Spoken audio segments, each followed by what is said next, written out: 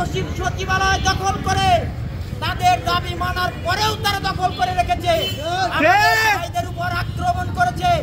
আমরা অবিলম্বে এই বাহিনীর বিলুপ্ত দাবি করি।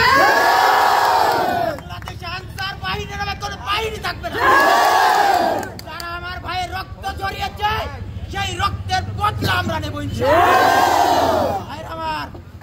আমাদের ভাইয়ের রক্তের উপর যেই দেশ স্বাধীন করা, এই দেশে নতুন কোন ষড়যন্ত্র আমরা হতে দেব না। আমাদের গায়ে শেষ বিন্দু রক্ত থাকা পর্যন্ত আমরা প্রতিটা ষড়যন্ত্র মোকাবেলা করব। ভাইরা, আপনারা দেখেছেন ঢাকা বিশ্ববিদ্যালয়ে হাসনাত ও সাজিদ ভাইকে আটক করে রেখেছে ওই খুনি আনসার বাহিনী। আপনার জেলা ছাত্র সমাজ যখনই জেনেছে তৎক্ষণাৎ হাজার হাজার ছাত্র উপস্থিত হয়েছে। আবার যদি কেউ ষড়যন্ত্র করে, আমরা পাবনার ছাত্র সমাজ দেখিয়ে দিয়েছি আমরা কি পরিমাণ ঐক্যবদ্ধ।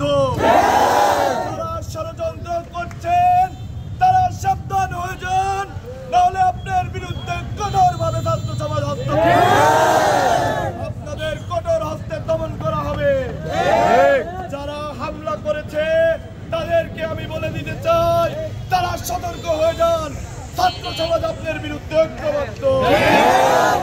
আমি দৃঢ়তার সাথে বলতে চাই, অত্যন্ত সতর্কতার সাথে বলতে চাই আমার ছাত্র ভাইদেরকে, আমরা অনেক ছাত্রের প্রাণের বিনিময়ে আমরা এই দেশ স্বাধীন করেছি।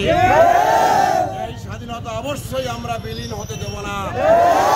ষড়যন্ত্রকারীর সকল ষড়যন্ত্রের নীল নকশা অবশ্যই আমরা ভেঙে ফেলবো। আমরা সদা সর্বদা তোমাদেরকে প্রস্তুত থাকার জন্য আহ্বান জানাচ্ছি।